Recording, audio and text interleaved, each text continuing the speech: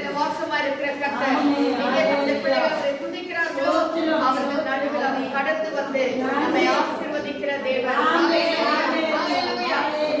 இந்த காலவெளியில் ஒரு சிறிது நேரம் தியானிப்பதற்காய் நாம் எடுத்துக்கொள்வோம். ஆதியாகமத்தின் புத்தகம் ஆதியாகமம் 24ஆம் அதிகாரம் 1ஆம் வசனம். ஆதியாகமத்தின் புத்தகம் 24ஆம் அதிகாரம் 1ஆம் Genesis chapter 24 verse 1. Now Abraham was old, well advanced in age, and the Lord had blessed Abraham in all things. Amen. Abraham வயது சென்று முதிர்ந்தவனானான். கர்த்தர் ஆபிரகாமை சகல காரியங்களிலும் ஆசீர்வதித்து வந்தார். ஆமென். கர்த்தர் ஆபிரகாமை சகல ஆசீர்வாதங்களினாலும் அவரை ஆசீர்வதித்து வந்தார். ஹalleluya. கர்த்தர் ஆபிரகாமை சகல காரியங்களிலும் ஆசீர்வதித்து வந்தார். ஹalleluya. ஸ்தோத்திரம். ஆபிரகாமை குறித்து நாம் अनेक காரியங்களை கேட்டிருக்கிறோம். இவ்வளவு வருஷமா நாம் अनेक செய்திகளை கேட்டிருக்கிறோம். இந்த காலவெளியில கூட இந்த வசனம் என்ன அதிகமாய் தொட்டது. ஸ்தோத்திரம். கர்த்தர் ஆபிரகாமை சகல காரியங்களிலும் ஆசீர்வதித்து வந்தார். அப்படின்னு சொன்னா என்ன அப்படின்னா ஒரு மனுஷனுக்கு ஒரு ஆசீர்வாதம் கொடுக்கணும்னு சொன்னா ஹalleluya அதுக்கு ஒரு தகுதி இருக்கு. ஹalleluya. சும்மா சும்மா எல்லாரையும் கர்த்தர் ஆசீர்வதிக்க மாட்டார். எல்லாருக்கும் ஆசீர்வாதம் இருக்கு. அதாவது ஒரு யூனிவர்சல் பிளஸிங். உனக்கு காற்று வேணுமா, கர்த்தர் காற்றை தருகிறார். உனக்கு சூரிய வெளிச்சம், உனக்கு ஆகாரம், இதெல்லாம் வந்து நேச்சுரலா அல்லது யூனிவர்சலா உலகத்துல எல்லாருக்கும் கிடைக்கக்கூடியதான ஒரு ஆசீர்வாதம். ஆனா ஒரு தனிப்பட்ட விதத்துல ஒரு மனுஷனை கர்த்தர் எல்லா விதத்திலும் ஆசீர்வதிக்க வேண்டுமானால் he must be somebody. ஹalleluya.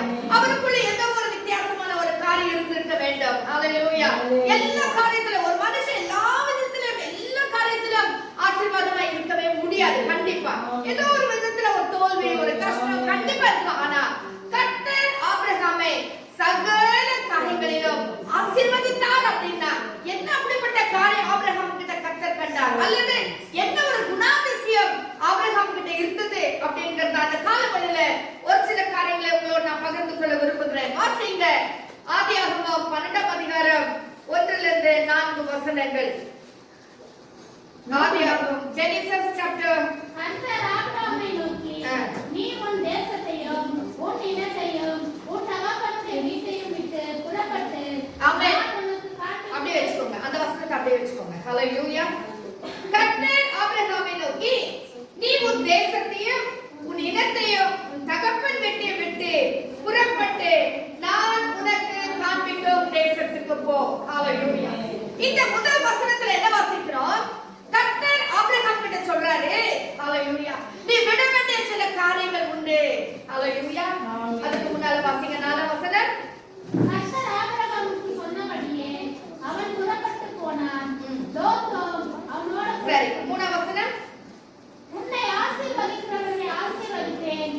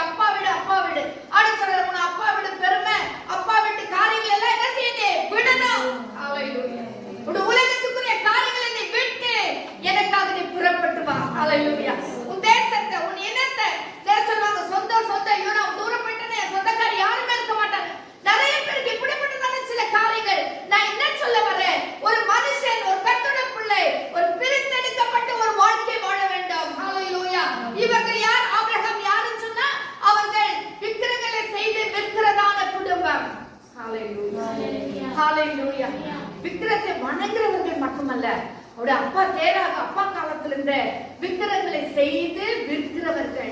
அப்படிப்பட்ட ஒரு குடும்பத்துல இருந்து தான் கர்த்தர் சொல்றாரு, நீ வெளியே வா சாமி. ஹல்லேலூயா. நீ அதை எல்லாத்தையும் விட்டு வெளியே வா. இப்ப புரியுதுங்களா எதுக்கு அப்பா விட்ட தகப்பன் விட்ட இனத்தை மனத்தெல்லாம் விட்டு வரணும் ஏன் சொன்னாரு தெரியுதா? இப்போ அவர்கள் விக்கிரகத்தை செய்து வணங்குகிறவர்கள். நீ அங்க இருந்த உன்னை நான் ஆசீர்வதிக்க மாட்டேன். நீ அதுக்குள்ளே உட்கார்ந்தேன்னா உன்னை நான் ஆசீர்வதிக்க முடியாது. ஏன்னா என்னுடைய ஆசீர்வாதம் ஒரு விழிகளை பெற்றதான ஒரு ஆசீர்வாதம். நான் உன்னை ஆசீர்வதிக்கிற ஆசீர்வாதம் மகிமைக்குரியதான ஆசீர்வாதம். உன்னை நான் ஆசீர்வதிக்கிறதான ஆசீர்வாதம் இந்த பூமிக்கு ஒத்தவைகளா இருக்கவே முடியாது. ஹல்லேலூயா. அது மேலானவைகள், அது பரலோகத்துக்கு அடுத்த காரியங்கள், அது மகிமையான ஆசீர்வாதம். இந்த மகிமையான ஆசீர்வாதங்களை பெற்றுக்கொள்ளணும்னு சொன்னா உன் அப்பா விக்கிரக செய்து விற்று கொண்டிருக்கிற உன் அப்பா விட்டு நீ விட்டு வெளியே வர வேண்டும். உன் தேசத்தை விட்டு நீ வெளியே வர வேண்டும். இதுல இருந்து என்ன பார்க்கிறேன்னு சொன்னா நம்முடையதான பழைய சுபாவம், நம்முடையதான பழைய காரியங்கள், நம்முடையதான பழைய பேச்சு. ஹல்லேலூயா. நம்முடையதான பழைய கிரியைகள். பெற்றோர்களை மதிக்கிறது இல்ல, பெரியவங்களை மதிக்கிறது இல்ல. அவங்க யாரா இருக்கட்டும், நான் அதான் சொல்வேன், அவங்க ரட்சிக்கப்பட்டவங்களா இருக்கட்டும், ரட்சிக்கப்படாதவங்களா இருக்கட்டும், இல்ல ஒரு பாஸ்டரா இருக்கட்டும், இல்ல நீ கணவர் யாரா இருக்கட்டும், உன் வயசுக்கு மேல யாரா இருந்தாலும் சரி கனம் பண்ணிதான் ஆக வேண்டும். அவன் துன்மார்க்கனா இருந்தா கூட பரவாயில்ல, உன் வயசுக்கு மேல இருக்கிற இது ஒரு மனுஷிகம். அவர் என்னோட பெரியவர், நான் அவரை மதிக்க வேண்டும். என் பேச்சில் அவரை மதிக்கணும். நான் அவர் சொல்றதுக்கு கீழ்ப்படியணும். ஹல்லேலூயா. இந்த ஒரு சின்ன சின்ன காரியங்கள் நம்ம வாழ்க்கையில் இல்லாமல் போவானால் நம் கட்டடத்தில் இது எப்படி ஆசீர்வாதங்களை பெற்றுக்கொள்ள முடியும்? ஹல்லேலூயா. மரியாதை, ஒருத்தருக்கு மரியாதை கொடுக்கணும்னா எப்படி வரும்? நம்ம பேச்சில தான் வரும், நம்ம நடந்துக்கிற விதத்துல தான் வரும். அவருக்காக ரொம்ப உனக்கு மரியாதை செலுத்துறேன், ரொம்ப மரியாதை உனக்கு நான் சொல்றதுல இல்ல, நம்முடைய செயல் இல்ல, நம்முடைய வார்த்தை இல்ல, நம்ம காட்டுகிறதான அன்பில எல்லாம் வச்சதுதான் அந்த மரியாதை. நம்ம நடந்து கொள்ளுகிற விதம். கர்த்தருடைய பிள்ளைகள் ஆசீர்வதிக்கப்பட வேண்டுமானால் நம்முடைய பழைய காரியங்கள், பழைய சுபாவங்கள், பழைய கிரியைகள் எல்லாவற்றையும் வெற்றி நாம் வெளியே வர வேண்டும். ஆனா சொல்றார், உன்னை நான் ஆசீர்வதிப்பேன். உன்னை ஆசீர்வதிப்பதுதான் என்னுடைய விருப்பம். வசனத்துல என்ன வாசிக்கிறோம்? இஸ்ரவேலை ஆசீர்வதிப்பதே ஆண்டவருடைய விருப்பம். கர்த்தர் சொல்றார், உன்னை ஆசீர்வதிப்பதுதான் என் இஷ்டம். உலகத்தில் இருக்கிற எல்லாமே உனக்குரியதுதான், உனக்கு இல்லாதது எதுவுமே கிடையாது. everything belongs to you. ஆனா நீ அதுக்கு பாத்திரமானாய் உன்னை மாற்றிக்கொள்ள வேண்டும். அதுக்கு ஒரு ஆசீர்வாதமான பாத்திரமா உன்னை மாற்றிக்கொள்ள வேண்டும். கர்த்தர் சொல்றார், ஆபிரகாம் முதலாவது உன்னை நான் ஆசீர்வதிக்கணும்னு சொன்னா நீ வெளியே வா, நீ விட்டு வா. எல்லாவற்றையும் உடைய கலாச்சாரங்கள், பாரம்பரியம், கொள்கை, சடங்காச்சாரம், விக்கிரக ஆராதனை, பழைய காரியங்கள் எல்லாவற்றையும் விட்டு நீ வெளியே வான்னு சொல்றார். 4ஆம் வசனத்துல என்ன வாசிக்கிறோம்? கர்த்தர் ஆபிரகாமுக்கு சொன்னபடியே அவன் புறப்பட்டு போனான். ஆமென். ஹல்லேலூயா. கர்த்தர் ஆபிரகாமுக்கு சொன்னபடியே அவன் புறப்பட்டு போனான்.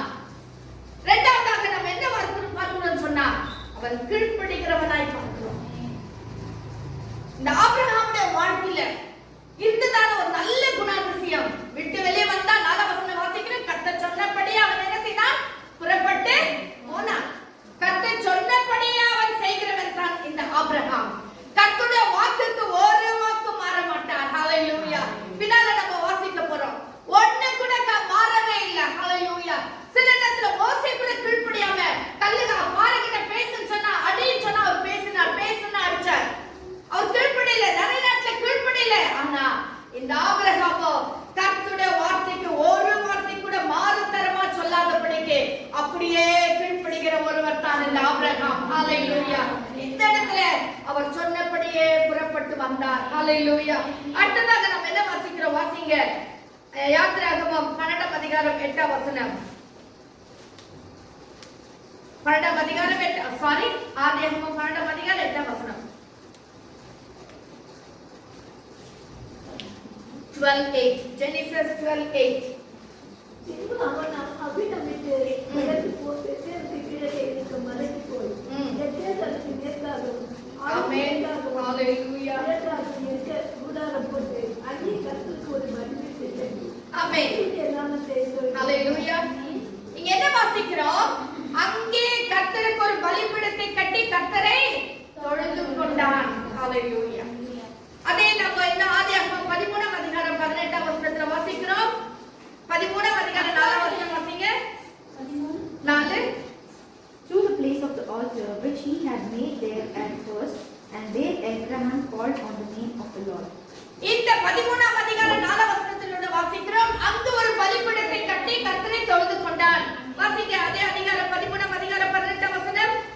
அப்பொழுது ஆபிரகாம் கூடாரத்தை பெயர்த்துக் கொண்டு போய் எபிரோனில் இருக்கும் மம்ரேயின் சமபூமியில் சேர்ந்து குடியிருந்து அங்கே கர்த்தருக்கு ஒரு பலிபீடத்தை கட்டினான்.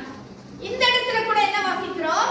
ஒரு பலிபீடத்தை கட்டி கர்த்தரை தொழுது கொண்டான். ஹalleluya. முதலாவது நாம் என்ன பார்க்கிறோம்? ஆபிரகாம் கர்த்தரை தொழுது கொள்ளுகிறதான ஒருவர். ஹalleluya. ஹalleluya. தொழுதல் வேற, எப்படி சொல்றது? இல்ல வேற இன்னொரு சொன்னா நம்ம எல்லாம் தொழுதுகிறதா அந்த வர்ஷிப்பர்ஸ் இல்லையா? நம்ம எல்லாருமே தொழுது கொள்ளுகிறோம். தொழுது கொள்ளுகிறதுன்னு சொன்னா அது எப்படி சொன்னா வந்தமா அதை பண்ணோம், அதை போயிட்டு அதை வந்த ஜோமனை போயிட்டு அப்படி இல்ல. கர்த்தருடைய சமூகத்துல இருந்து தொழுது கொள்ளுகிறவர்கள். ஹalleluya. கொஞ்ச நேரம் கர்த்தரை ஆராதிக்கிறவர்கள், கொஞ்ச நேரம் கர்த்தரை மகிமைப்படுத்துகிறவர்கள், கொஞ்ச நேரம் கர்த்தரை கனம் பண்ணுகிறவர்கள். அதுதான் தொழுகை. ஹalleluya. தொழுகைன்றது வந்து ஏதோ ஒரு 2 நிமிஷம் போன ஜோமனை வந்து அப்படி இல்ல. தொழுகைன்றது நம்ம அப்படியே கர்த்தருடைய சமூகத்துல கொஞ்ச நேரம் உட்கார்ந்து ஹalleluya.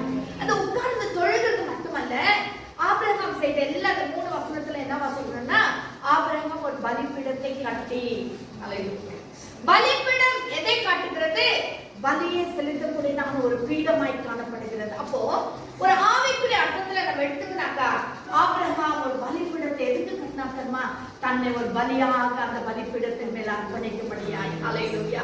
தன்னை ஒரு பலியாக அந்த பலிபீடத்தின் மேல் அர்ப்பணித்து. ஹalleluya. இங்க வந்து பலிபீடத்தை கட்டினான், ஒரு ஆட்டையும் மாட்டையும் பலி செலுத்தினான். நம்ம இங்க வாசிக்கல. அவன் என்ன செய்கிறான்? பலிபீடத்தை கட்டினான், கர்த்தரை தொழுது கொண்டான். அப்போ ஒரு கர்த்தருடைய பிள்ளை என்ன செய்ய வேண்டும்? தொழுது கொள்ளுகிற வருகிற ஒவ்வொருவரும் நம்மை கர்த்தருடைய சமூகத்திலே பலிபீடத்தின் மேல் அர்ப்பணிக்க வேண்டும். ஹalleluya.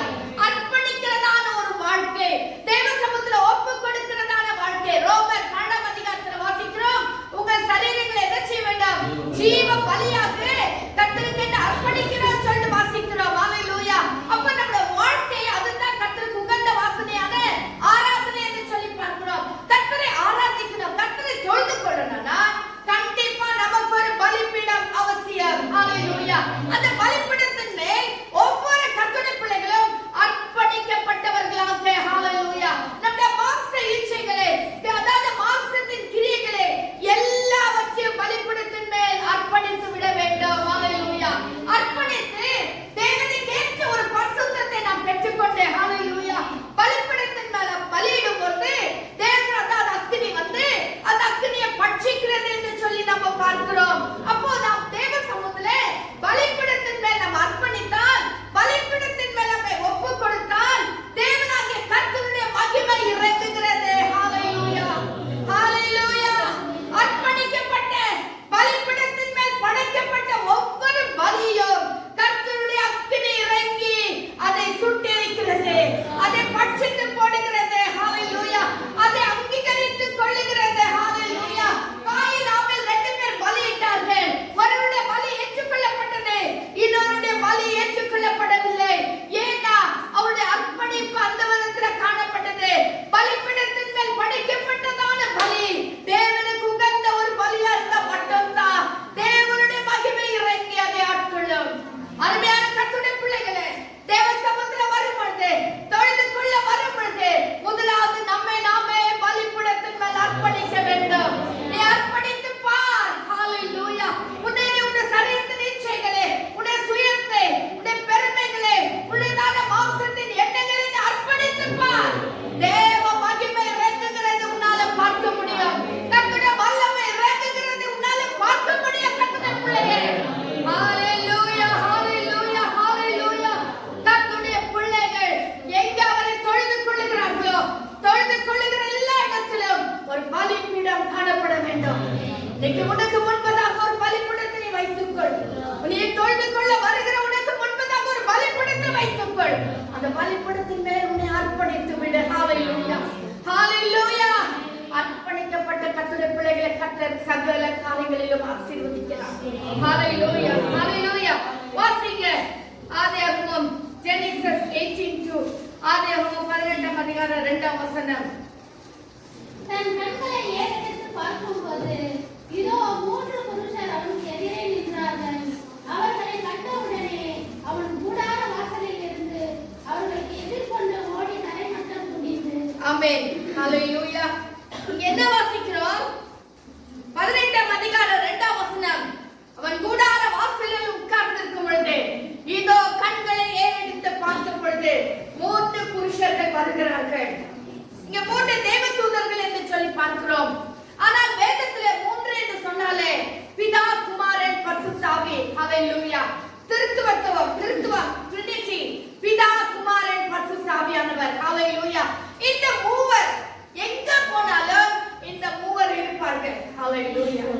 ஹalleluya.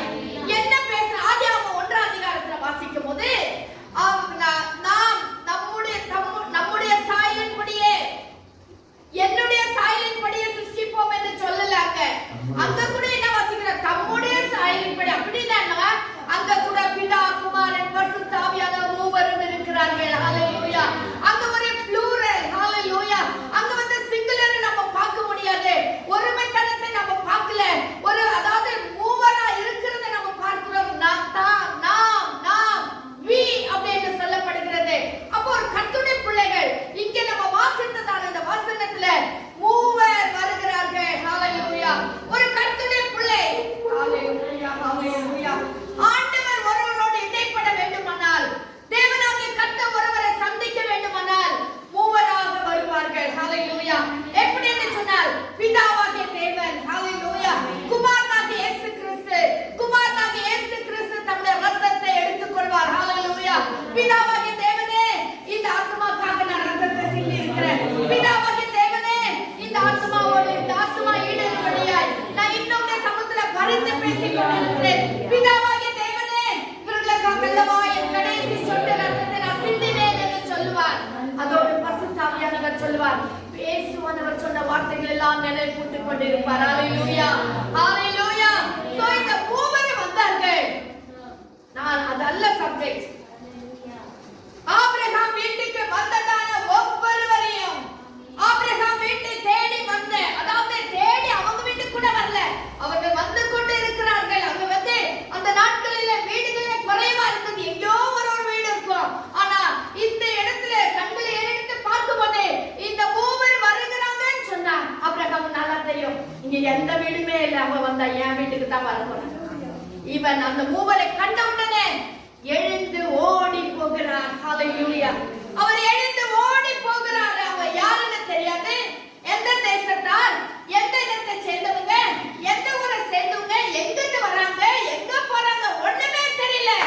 ஆனா ஆபிரகாமுடைய நல்ல சுபாவம் என்னன்னா, அவர்கள் பார்த்த உடனே அவர்களை ஏற்றுக்கொள்ளுகிறார், அவர்களை கனம் பண்ணுகிறார். ஏன்னா ஒரு ஆவிக்குரிய கர்த்தருடைய பிள்ளைகளுக்கு நல்லா தெரியும் இவர்கள் யார். ஹalleluya. இந்த மூன்று புருஷர்கள் யாரா இருக்க வேண்டும்? கண்டிப்பா இவர்கள் ஏதோ ஒரு வித்தியாசமான ஜனங்களா இருப்பார்கள். இவர்கள் எங்கேயோ ஆண்டவரால் அனுப்பப்பட்ட ஒருவராய் இருப்பார்கள்.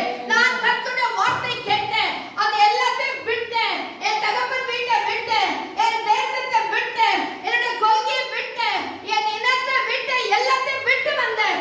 இப்பொழுது நான் தனிமையா ஒரு கூடாரத்தில் இருக்கிறேன். ஆனா என்ன சந்திக்க கண்டிப்பா ஏதோ ஒரு விசேஷமானவங்க தான் வந்திருக்க வேண்டும். ஹalleluya. இங்க நான் எல்லாத்தையும் விட்டுட்டு நான் வந்துட்டேன். தூர இடத்துல வந்துட்டுக்கிறேன். நான் இப்போ என்னை சந்திக்க ஒரு ஆண்டவர் தான் வந்திருக்க வேண்டும் என்று ஆபிரகாமுடைய ஆவிக்குரிய கண்களினால் அவர் அறிந்து கொண்டார். ஹalleluya. அருமையான கர்த்தருடைய பிள்ளைகளே, நாம் ஆவிக்குரிய பிள்ளைகள் ஆனால், நம் கர்த்தரால் மீட்கப்பட்ட பிள்ளைகள் ஆனால், நாம் ஒரு ஆவிக்குரிய தெளிவை உடையவர்களாய் இருப்போம் என்று சொன்னார், வருகிறவர்கள் யார் என்று அறிந்து கொள்ள முடியும். வருகிறவர்கள் யார், என்னோட பேசுகிறவர் யார், என்னோட கூட உறவாடுகிற இவர்கள் யார், அதனால எனக்கு என்ன ஆசீர்வாதம், எனக்கு என்ன நஷ்டம் வரும் என்று சொல்லி கர்த்தருடைய பிள்ளைகள் நன்றாய் அறிந்து கொள்வார்கள். அருமையான கர்த்தருடைய ஜனமே, இவன் என்ன செய்தான்? எழுந்தான், ஓடினான். கீழே வாசிங்க. ஆண்டவரே, உம்முடைய கண்களில் எனக்கு கிருபை கிடைத்ததானால் நீர் உமது அடியேனை விட்டு கடந்து போக வேண்டாம். கொஞ்சம் தண்ணீர் கொண்டு வரட்டும். உங்கள் கால்களை கழுவி மரத்தடியிலே சாய்த்து கொண்டிருங்கள். நீங்கள் உங்கள் இருதயங்களை திடப்படுத்த கொஞ்சம் அப்பம் கொண்டு வருகிறேன். என்ன சொல்றான்? நீங்க பார்த்தோன்னே ரொம்ப டயர்டா இருக்கிற மாதிரி இருக்கீங்க. நான் ஃபர்ஸ்ட் தண்ணி கொண்டாட குடிச்சிட்டு இந்த மரத்தடியில கொஞ்சம் உட்கார்ந்துங்க, இளைப்பாறியுங்க. நான் போய் சீக்கிரமா உங்களுக்கு அப்பமும் இறைச்சியும் செய்து உங்களுக்கு கொண்டு வந்து தரேன். ஆபிரகாமுடைய நல்ல குணாதிசயம் பார்த்தீங்களா? யாரா இருந்தாலும் சரி அவர்களை உபசரிக்கிற ஒரு ஹalleluya. அவர்களை கவனிக்கிற ஒரு ஜனம், ஒரு எண்ணம். உனக்கு இந்த நல்ல சுபாவம். இவங்க யாரோ எவ்வளோ அப்படின்னு விட்டு விடா, சரி தண்ணி குடிச்சிட்டு போயிட்டு வாங்க அப்படின்னு சொல்லாதபடிக்கு கொஞ்ச நேரம் உட்காருங்க, கொஞ்ச நேரம் உட்காருங்க. ரெஸ்ட் எடுக்கிறது கூட நான் போய் பட்டப்பட்டேன், நான் அப்போ போய் இறைச்சோ செஞ்சு கொண்டு வந்துடுறேன்னு சொல்லி ஓடி போனான். நல்ல ஒரு குணம் பார்த்தீங்களா? ஒரு கட்டளை பிள்ளைக்கு உபசரிக்கிற குணம் இருக்க வேண்டும். உபசரிக்கிற குணம். ஹalleluya. நிறைய வீட்டுகளை பாத்தீங்கன்னா தாய்மார்கள் கூட சமைப்பாங்க, ஆனா உபசரிக்க மாட்டாங்க. செஞ்சு வச்சிருவாங்க, ஆனா அதை போட்டு கொடுக்க மாட்டாங்க. நிறைய பேர் வீட்டுல, எங்க வீட்டுல என்ன அப்படின்னா, நாங்க போட்டாதான் சாப்பிடுவாங்க. ஹalleluya. சாப்பாடு போடணும், திருப்பி ரெண்டாவது குழம்பு வேணும்னா கூட அவங்களா ஊத்திக்க மாட்டாங்க. நான் போட்டாதான், ஹalleluya, நான் ஊத்தி கொடுத்தாதான் சாப்பிடுவாங்க. சோ அது ஒரு ஆசீர்வாதம் நான் சொல்றேன். போன வாரம் பிரசங்கத்துல கூட கேட்டீங்க. போன வாரம் பிரசங்கத்துல நம்ம கேட்டு பாஸ்டர் பண்ணும்போது, பாஸ்டர் செய்தி கொடுக்கும்போது கேட்டேன். என்ன கேட்டோம்? உபசரிக்க வேண்டும். பெண்கள், அதாவது சமைக்கிறவர்கள், அது என்ன, அவர்கள் அபிஷேகம் பண்ணப்பட்டவர்கள், அவர்கள் ஆசீர்வதிக்கப்பட்ட கரங்களோடு கூட நல்ல எண்ணத்தோடு அதை பகிர்ந்து கொடுக்கும் போதுதான் அது ஆசீர்வாதம். வீட்டுல இருக்கிறவர்களுக்கு ஒரு ஆசீர்வாதம், புசிக்கிறவர்களுக்கு ஒரு புது பலன். ஹalleluya. நான் சமைச்சு கொடுத்த என் பிள்ளைகள் ஆசீர்வாதமா இருக்கணும்னு சொன்னா, ஒரு அபிஷேகம் பண்ணப்பட்ட கரங்களோடு கூட நாம் அதை பரிமாற வேண்டும், உபசரிக்க வேண்டும், அவளை கவனிக்க வேண்டும். இன்னும் கொஞ்சம் போட்டுக்கோங்க, இன்னும் கொஞ்சம் போட்டுக்கோங்க என்று சொல்லி அவர்களை விசாரித்து நம்ம கவனிக்க வேண்டும். ஒவ்வொரு கர்த்தருடைய பிள்ளைக்கும் இந்த ஒரு சுபாவம் ரொம்ப அவசியம். ஹalleluya. எல்லாம் நினைக்கிறாங்க ஆவிக்குரிய காரியத்தில் கவனம் கொடுக்கறாங்க, இந்த சாப்பாட்டு விஷயத்துல உலக பிரகாரமான காரியத்துல கவனம் கொடுக்கறதுல கர்த்தருடைய பிள்ளைகள் கவனிக்க வேண்டும். நல்ல உபசரிக்க நாம் கற்றுக்கொள்ள வேண்டும். ஆபிரகாம் ஒரு ஆணா இருந்தா கூட அவருக்கு எவ்வளவு பெரிய நல்ல குணம் பாத்தீங்களா? பெண்களை பத்தி நான் சொல்ல, ஆண் ஆபிரகாம் ஆண், ஆனாலும் அவருக்கு ஒரு நல்ல குணம். சாராள் இன்னும் வெளியவே வரல, யாருன்னாலே தெரியல, கூடாரத்துக்குள்ள இருக்கிறாங்க. ஆனா ஆபிரகாம் சொல்றாரு, நான் போய் சமைச்சு எடுத்துட்டு வரேன், நீங்க கொஞ்ச நேரம் வெயிட் பண்ணுங்க. நல்ல உபசரிக்கிற ஒரு குணம் ஒவ்வொரு கர்த்தருடைய பிள்ளைக்கும் உபசரிக்கிற குணம் இருக்க வேண்டும். ஹalleluya. கர்த்தர் சகல காரியங்களிலும் ஆசீர்வதிப்பார். ஹalleluya. ஹalleluya. வாசிங்க 18ஆம் அதிகாரம் 16ஆம் வசனத்திலிருந்து கொஞ்சம் வசனங்களை வாசிங்க. 16ஆம் வசனத்திலிருந்து 33ஆம் வசனம் வரைக்கும் கொஞ்சம் வண்டி 2-3 வசனம் வண்டி வாசிங்க. பின்பு அந்த புருஷர் எழுந்து அவ்விடம் விட்டு சோதோமை நோக்கி போனார்கள். ஆபிரகாமும் அவர்களோடு கூட போய் வழிவிட்டு அனுப்பினார். அப்பொழுது கர்த்தர் வந்தார்கள், இளைப்பாறினார்கள், புசித்தார்கள். இன்னொரு நல்ல குணம் பாத்தீங்களா? ஆபிரகாம் வந்து கூடவே போய் அவர்களை வழி விட்டு அனுப்பினார். கர்த்தருடைய பிள்ளைகளை வழி விட்டு அனுப்ப வேண்டும். வந்தவுடனே சாப்பிட்டு அவங்க போய் வாங்கன்னு சொல்லி அனுப்புறது இல்லை. நம் வெளியே வந்து அவர்களை வழி விட்டு அனுப்ப வேண்டும். அவர்களை அதாவது சொல்றது அனுப்பி கொடுக்க வேண்டும். இதெல்லாம் ஒரு நல்ல குணாதிசயம். நம்ம கர்த்தருடைய பிள்ளைகளுக்கு தான் அதெல்லாம் தகும். உலக மனுஷருக்கு அல்ல, கர்த்தருடைய பிள்ளைகளுக்கு தான் இருக்க வேண்டும். இவர்கள் அனுப்பிவிட்டார்கள். இப்போ இவங்க எங்க போறாங்கன்னா சோதோம் குமாரா பட்டணத்தை நோக்கி போறாங்க. அங்க யார் இருக்கிறாங்க? லோத் இருக்காங்க. ஹalleluya. இப்போ இங்க போன உடனே இவர் ஆபிரகாம் இந்த லோத்து கீழே வசனங்களை வாசிக்கும் போதே 17ஆம் வசனம், அப்பொழுது கர்த்தர் ஆபிரகாம் பெரிய பலத்த ஜாதியாவதினாலும் அவனுக்குள் பூமியில் உள்ள சகல ஜாதிகளும் ஆசீர்வதிக்கப்படுவதினாலும் நான் செய்ய போகிறதை ஆபிரகாமுக்கு மறைப்பேனோ? என்ன வாசிக்கிறோம்? நான் அதாவது செய்ய போகிறதே ஆபிரகாமுக்கு மறைப்பேனோன்னு சொல்றதுக்கு காரணம் என்னன்னா, முன்னால வசனம் என்ன வாசிக்கிறோம்? ஆபிரகாம் பெரிய பலத்த ஜாதி ஆவதினாலும். இப்ப பலத்த ஜாதி ஆகல, ஆனா ஆண்டவருக்கு தெரியும் ஆபிரகாம் ஒரு பலத்த ஜாதி ஆக போறான். ஹalleluya. ஒரு பலத்த ஜாதியா நான் அவனை ஆசீர்வதிக்க போறேன். அவருடைய சம்பத்துல பூமி தாங்க முடியாத அளவுக்கு ஒரு பெரிய சொத்து உள்ளவனாக நான் மாற்ற போறேன். ஹalleluya. கர்த்தர் ஒவ்வொரு கர்த்தருடைய பிள்ளைகள் மேலும் கர்த்தர் ஒரு திட்டத்தை வைத்திருக்கிறார். அருமையான கர்த்தருடைய பிள்ளைகளே,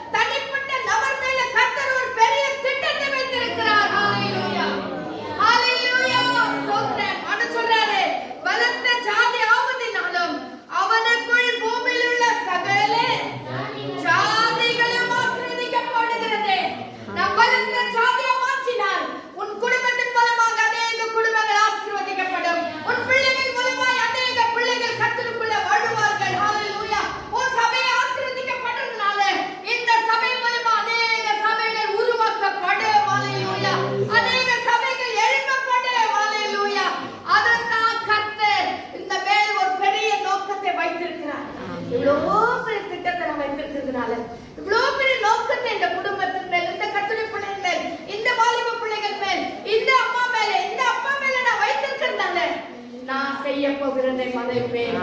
ஹalleluya. நான் செய்ய போற காரியத்தை நான் மறைக்கலாமா? ஹalleluya.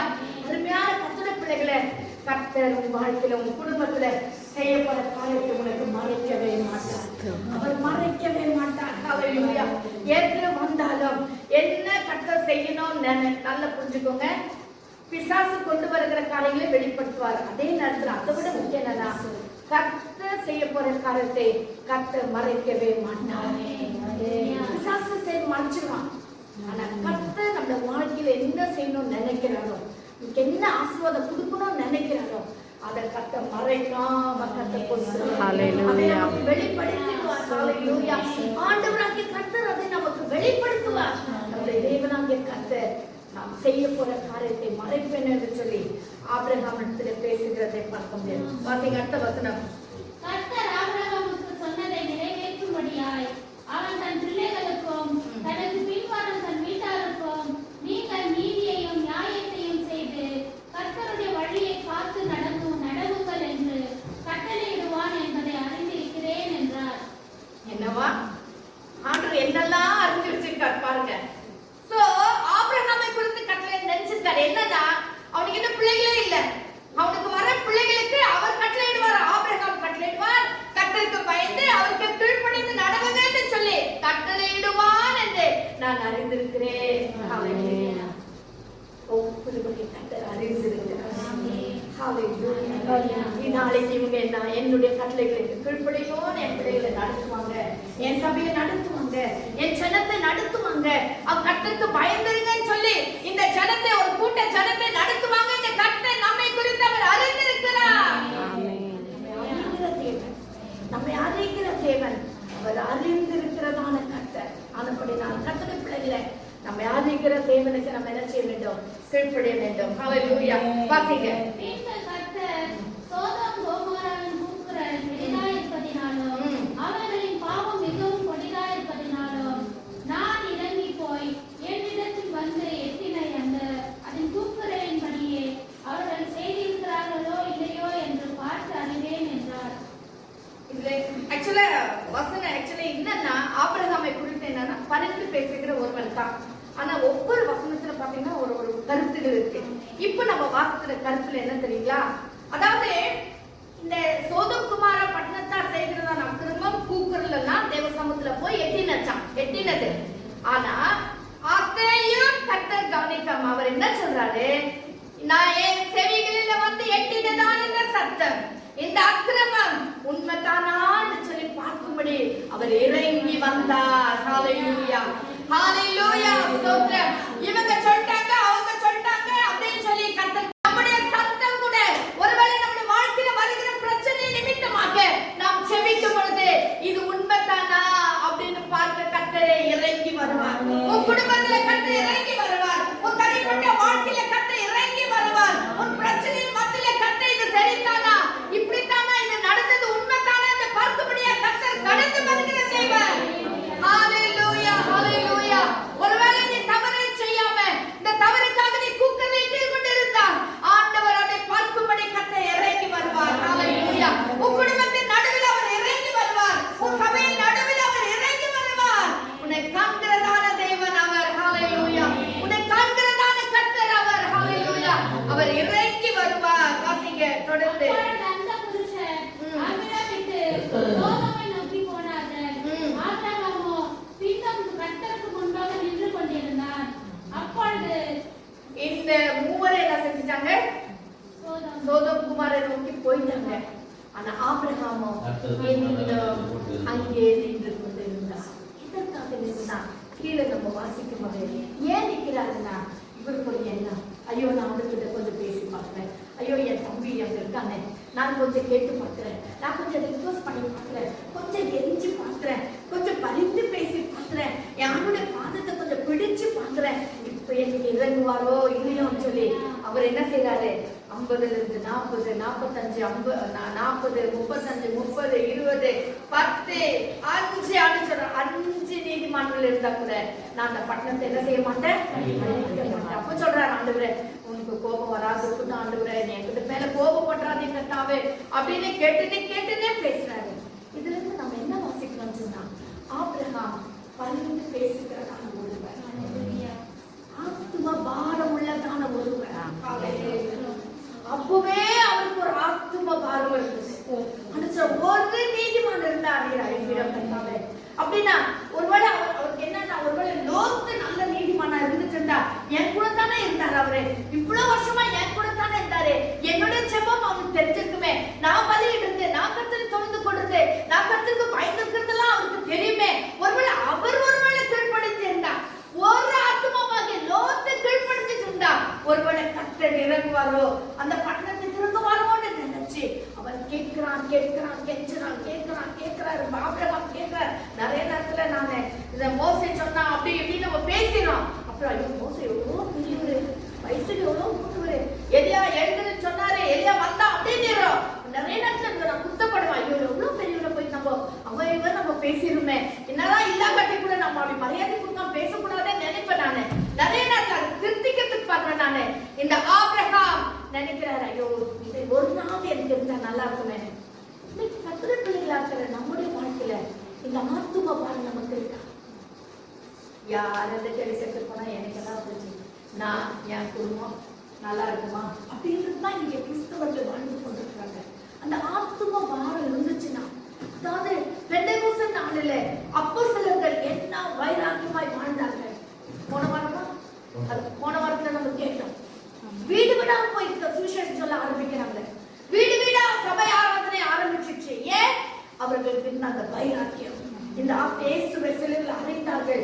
ஏன்? நாம் ரட்சிக்கப்பட்டோம் தான் அவர் அறையப்பட்டார். ஆனா இப்பொழுது ஜனங்கள் இப்படி பாவத்தில் ஜீவிக்கிறார்கள் என்று சொல்லி இயேசுவின் ரட்சிப்பையும் அவர் மரித்ததான காரணத்தையும் சொல்லி சொல்லி ஜனங்களிடத்துல பிரசங்கிக்க தொடங்குகிறார்கள்.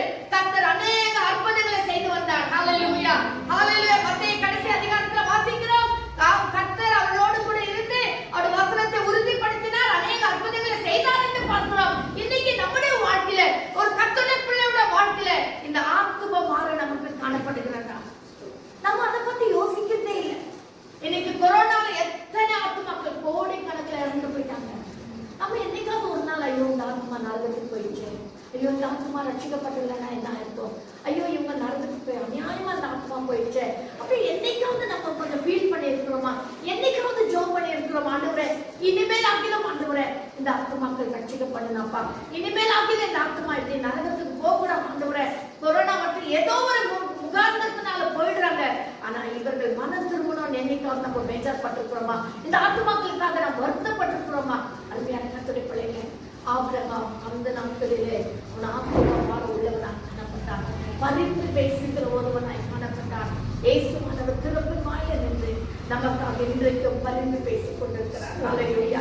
பிதாவின் வலது பாசத்தில் உட்கார்ந்து கொண்டே பிதாவே இவர்களுக்கு மன்னியும் என்று சொல்லி கேட்கிறார். அவர் சிலுவையில் இருக்கும் போது தொடங்கின அந்த ஜெபம் இன்றைக்கும் அவர் அப்படியே செய்து கொண்டிருக்கிறார். ஹல்லேலூயா. எங்க வாசிங்க 1 யோவான் 1ஆம் அதிகாரம், 1 யோவான் 2ஆம் அதிகாரம் 1ஆம் வசனத்துல வாசிக்கலாமா? 1 யோவான் 2ஆம் அதிகாரம் 2ஆம் வசனம்.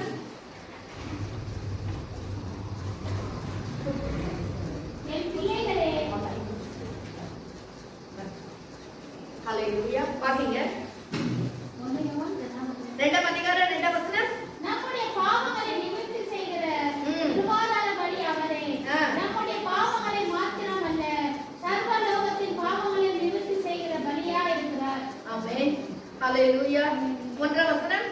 என் பிள்ளைகளே, நீங்கள் பாவம் செய்யாதபடிக்கு இவைகளை உங்களுக்கு எழுதுகிறேன். ஒருவன் பாவம் செய்வானானால் நீதிபரராய் இருக்கிற இயேசு கிறிஸ்து நமக்காக பிதாவினிடத்தில் பரிந்து பேசுகிறவராய். ஒருவன் பாவம் செய்வானானால் நீதிபரராய் இருக்கிற இயேசு கிறிஸ்து பிதாவினிடத்தில் என்ன செய்கிறார்? பரிந்து பேசுகிறவராய் இருக்கிறார். ஹல்லேலூயா. நமக்கு மாத்திரமல்ல, இனி வரப்போகிற ஜனங்களுக்காக பரிந்து பேசிக் கொண்டே இருப்பார். சிலுவையில் ஆரம்பித்தார், பிதாவே இவர்களுக்கு மன்னியும், தாங்கள் செய்கிறது என்னென்ன அறியாதிருக்கிறார்கள் என்று ஆரம்பித்தார். அவர் இன்றைக்கும் நமக்காக பரிந்து பேசிக் கொண்டிருக்கிறார். அருமையான கர்த்தருடைய பிள்ளைகளே, அந்த சுபாவம் நமக்கும் வேணும்னு ஆவியானவர் விரும்புகிறார். ஒரு பரிந்து பேசுகிற ஜெபம். ஹல்லேலூயா. இன்னைக்கு உபவாச ஜெபத்துல ஜெபிக்கிறோம். இது ஒரு நல்ல குணம், நல்ல ஒரு கர்த்தருடைய பிள்ளைக்கு இருக்க வேண்டியதான குணாதிசயம், பரிந்து பேசுகிறதான சுபாவம் நமக்கு எல்லாருக்கும் வேணும்.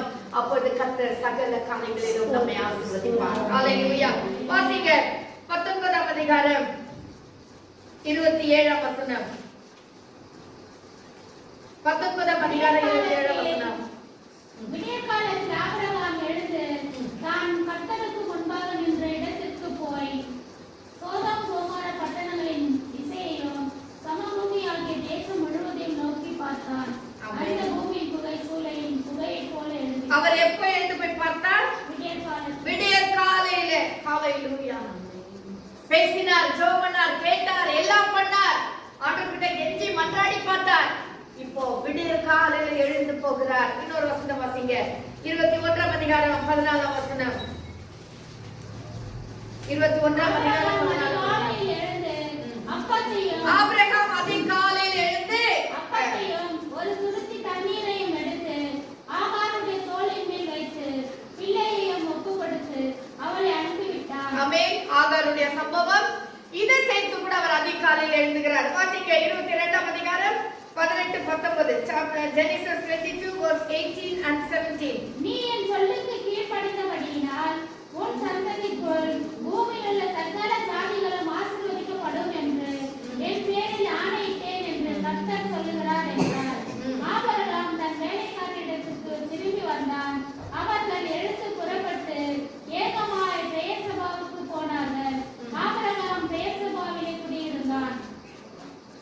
இந்த ஒரு வசனம் கூட வாசிங்க. அதாவது 8ஆம் வசனம் வாசிங்க. அதற்கு ஆபிரகாம், என் மகனே, தேவன் தமக்கு தகன பலிக்கான ஆட்டுக்குட்டியை 22ஆம் அதிகாரம் 3ஆம் வசனம் வாசிங்க.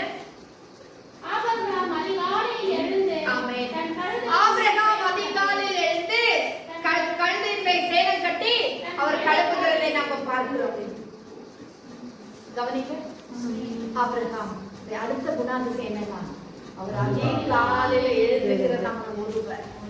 ஹல்லேலூயா.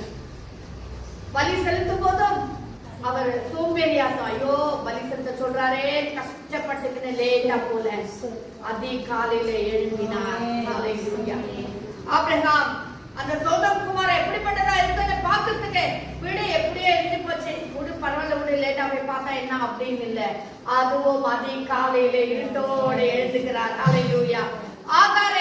ஆகார் வந்து அனுப்பிவிட, மனைவி சாரா சொல்ற அவளை அனுப்பிவிட, அவளுக்கு ரொம்ப தொந்தரவா இருக்காளேன்னு சொல்லி அனுப்புகிற வழியில கூட அவர் அதிகாலையில எழுந்து ஒரு துளி தண்ணியும் அப்பத்தை கொடுத்து அனுப்புகிறார்.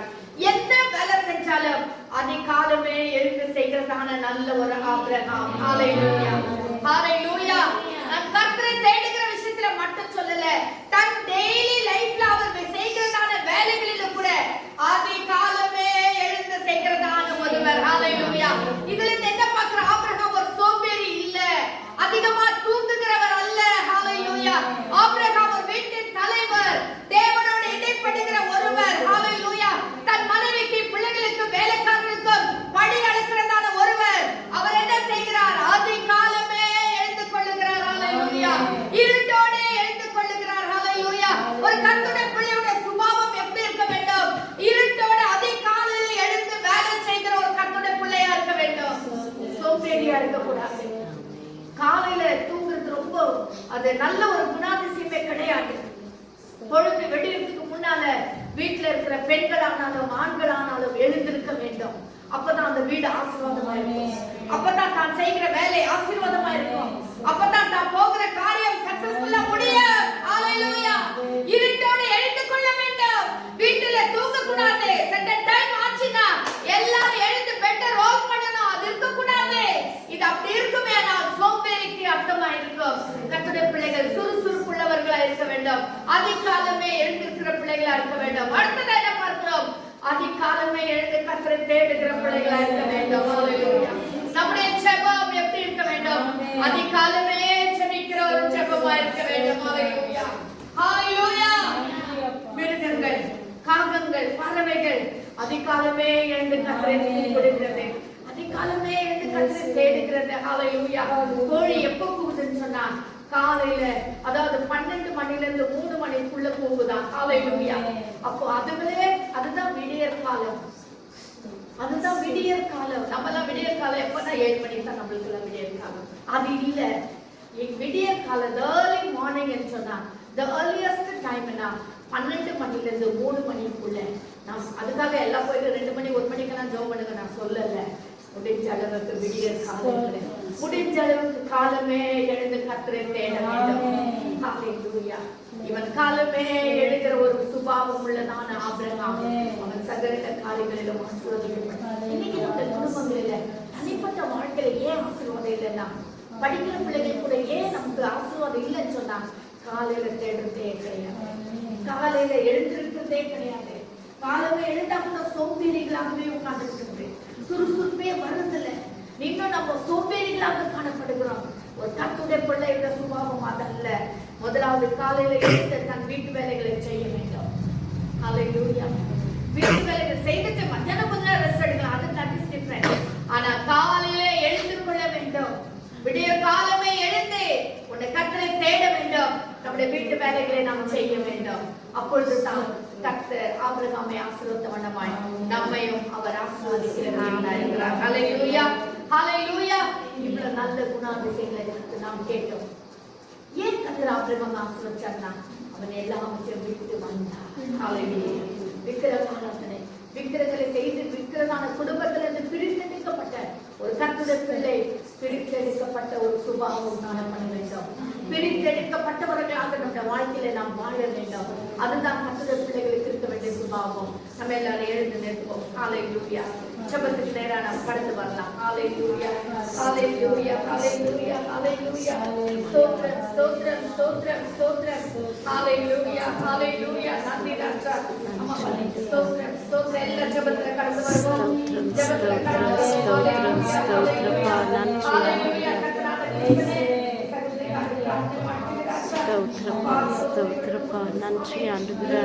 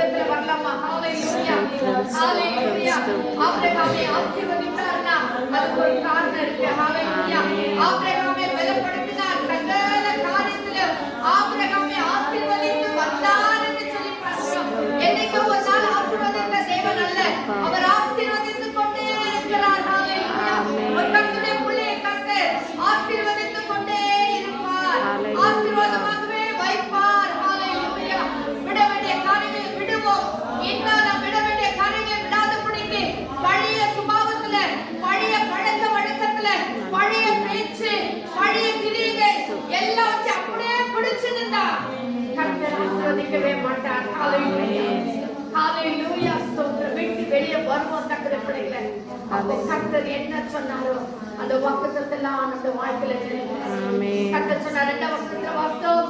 உன்னை நான் ஆசீர்வதிக்கவே ஆசீர்வதிப்பேன், உன்னை பலுகி பெருக செய்வேன். ஹalleluya. உன்னை ஆசீர்வதிக்கிறவர்களை ஆசீர்வதிப்பேன், உன்னை சபிக்கிறவர்களை சபிப்பேன். அது எங்க நிறைவேறுச்சுன்னு சொன்னா 24ஆம் அதிகாரம் 2ஆம் வசனத்துல நிறைவேறுச்சு. ஹalleluya. சகல காரியத்துல கர்த்தர் ஆபிரகாமை ஆசீர்வதித்து வந்தார். உன்னை கர்த்தர் ஆசீர்வதிக்க விரும்புகிறார். உன் குடும்பத்தையும் ஆசீர்வதிக்க விரும்புகிறார். உன் சபையை கர்த்தர் ஆசீர்வதிக்க விரும்புகிறார். உன் படிப்பை கர்த்தர் ஆசீர்வதிக்க விரும்புகிறார். உன் வேலையை கர்த்தர் ஆசீர்வதிக்க விரும்புகிறார். உன் பிள்ளைகளை கர்த்தர் ஆசீர்வதித்து உயர்த்த விரும்புகிறார். நாம் எப்படிப்பட்டவர்களாய் வாழ்ந்து கொண்டிருக்கிறோம். ஹalleluya, ஹalleluya. நன்றி ராஜா, நன்றி ராஜா. கொஞ்சமாவது விட்டு வெளியே வந்திருக்கிறோமா? இன்னும் அதே பழக்கம் தான், அதே கலாச்சாரம் தான், இன்னும் அதே கொள்கை தான். ஹalleluya. விட்டு வெளியே வரலாமா? விட்டு வெளியே வரலாமா? ஹalleluya, ஹalleluya. ஹalleluya. அதிகாலமே தேடுகிற ஒருவனாய் மாற்றப்படுவோம். ஹalleluya. கர்த்தரை அதிகாலையில் தேடுவோம், உபசரிக்க கற்றுக்கொள்வோம். ஹalleluya, ஹalleluya. ஸ்தோத்திரம். கர்த்தரை தொழுது கொள்ளுகிறவர்களாய் இருப்போம். தொழுது கொள்ளும்போது ஒரு பலிபீடம் நமக்கு முன்னால காணப்படணும். ஹalleluya. அந்த பலிபீடத்தின் மேல் நம்ம அர்ப்பணிக்கப்பட்ட பிள்ளைகளாக, பலிபீடத்தின் மேல் நம்முடைய எல்லா காரியங்களும் ஒப்புவிக்கப்பட்ட பிள்ளைகளாக நாம் காணப்படும் பொழுது கர்த்தருடைய வல்லமை இறங்கும், கர்த்தருடைய மகிமை இறங்கும். நாம் தொழுது கொள்ளும்போது பரிசுத்த ஆவியானவர் வல்லமை இறங்கும். ஹalleluya. இந்த நாளில் ஒரு முறை கூட கர்த்தருக்கு அர்ப்பணிக்கலாமா? ஆண்டவரே, ஆபிரகாமை போல நல்ல சொத்து இருக்கணும், நல்ல நான் செய்ய போறது எது, நான் ஆபிரகாமுக்கு மறைக்கணும்னு சொன்னேன். அந்த வார்த்தை எனக்கு கூட இருந்தா நல்லா இருக்குமே நினைக்கிறோம். ஆனா நம்ம ஆபிரகாமை போல பாத்திரமுள்ள பிள்ளைகளாக மாறலாமா? பாத்திரமுள்ள பிள்ளைகளாக நாம் மாற்றப்படலாமா? ஹalleluya, ஹalleluya. நன்றி ராஜா, நன்றி ராஜா. எங்களை நேசிக்கிற எங்கள் பரலோகத்திலே இந்த அருமையான கர்த்தர் காலவளைக்கு நன்றி ராஜா. நாங்களும் ராஜா ஆபிரகாமை போல விசுவாசிக்கிறேன் தகப்பன் என்று சொல்லி நல்ல பேர் பெறணும், நல்லா இருக்கணும் விரும்புற ராஜானா ஆபிரகாமுக்கு இருந்த குணாதிசயம் எங்களுக்கு இல்லை. அப்பா கீழ்ப்படிக்கிற ஒருவனாக ஆண்டவரே வேண்டிய உன் இடத்திய தகப்பன் விட்டு வாழ்ந்து சொன்னா யாருக்கிட்ட கன்சல்ட் பண்ணாம இன்னும் எங்க போறன்னு கூட தெரியாத ஒரு இடத்துக்கு புறப்பட்டு வந்தானே ராஜா, அந்த ஒரு கீழ்ப்படுத்தலை கொடும். அந்த ஒரு ஹalleluya. எந்த ஒரு கேள்வி கேட்காத ஒரு கீழ்ப்படுத்தலை கொடும் சுவாமி. பலியை உன் மகனை நீ வந்து நான் காண்பிருக்கிற மலைகளில் ஒன்றின் மேல் பலி செலுத்த சொல்ல போது ராஜா, அவனுக்கு பலி செலுத்தினானே, மனைவி கிட்ட கூட சொல்லல, வேலைக்காரர்கிட்ட சொல்லல. ஆண்டவரே அப்படியே ஆண்டவரே 100% கீழ்ப்படுகிற ஒருவனா இருந்தானே ராஜா, அதே போல எங்களையும் ஆபிரகாமை போல எங்களை மாற்றும் ஐயா, எங்களை மாற்றும் ஆண்டவரே. கர்த்தருடைய பிள்ளைகள் ஏன் ஆசீர்வதிக்கப்படலைன்னா இப்படிப்பட்ட சின்ன சின்ன காரியங்கள் தான் ஆண்டவரே எங்கள் வாழ்க்கையில பின்னாக இருக்கிற ஒரு காரியமாய் காணப்படுகிறது தகப்பனே. ஆவியானவர்களை உதவி செய்வீராக, ஆவியானவர்களை உதவி செய்வீராக. இந்த உலகத்திலே கர்த்தாவே பரிந்து பேசுகிற பிள்ளைகளை எங்களை மாற்றும் ஐயா. ஆத்துமாக்களுக்காக கண்ணீர் விட்டு அழுகிற, கண்ணீரோடு பாரத்தோடு திறந்த வாசலில் இருக்கிற பிள்ளைகளை எங்களை மாற்றும் ஆண்டவரே. எங்களை தாழ்த்துகிற ராஜா, தேவனின் கரத்தில் எங்களை அர்ப்பணிக்கிறோம் ஆண்டவரே. இந்த பாதத்தில் எங்களை சமர்ப்பிக்கிறோம் ஆண்டவரே. ஆண்டவரே ஒரு நாளாகத்துல வாசிக்கிறபடி என் நாமம் தரிக்கப்பட்ட என் ஜனங்கள் தங்களை தாழ்த்தி ஜெபம் பண்ணி தங்கள் பொல்லாத வழிகளை விட்டு திரும்பினால் பரலோகத்திலே நான் கேட்டு ஹalleluya அவள் பாவத்தை மன்னித்தால் தேசத்துக்கு சேமத்தை கொடுப்பேன் என்று சொல்லி இருக்கிறேன். ஆமா ஆண்டவரே, இன்னைக்கு தேசம் எங்க கரத்துல தான் இருக்கு ஐயா. கர்த்தருடைய பிள்ளைகளை கரத்துல கொடுத்திருக்கிறேன் ஆண்டவரே. நாங்கள் பரிந்து பேசி தேசத்தை மீட்கிற பிள்ளைகளை எங்களை மாற்றும், எங்கள் குடும்பத்தை எங்கள் சபையும் ஆண்டவரே அழிந்து போற ஆத்துமாக்களின் தேசத்தை மீட்கும்படி எங்களுக்கு உதவி செய்கிறார்கள். எங்களை தாழ்த்தி அன்பின் கரத்துல ஒப்புக் கொடுக்கிறோம் ஆண்டவரே. தொடர்ந்து ஆவியானவர்கள் எங்களோடு இணைப்படுகிறார்கள், தொடர்ந்து எங்களை நடத்தும். இந்த செய்தியை கேட்கிற ஒவ்வொரு உள்ளத்தோடு நீர் பேசும், ஒவ்வொரு கர்த்தருடைய பிள்ளைகளை தொடர்ந்து ஆண்டவரே பரிசுத்த ஆவியானவர் மாற்றத்தை கொடுப்பீராக ராஜா, பலப்படுத்துவீராக, ஆசீர்வதிப்பீராக. காத்துக்கொள்ளும் துதியான மகிமையை உமக்கே செலுத்துகிறோம். இயேசுவின் நாமத்தில்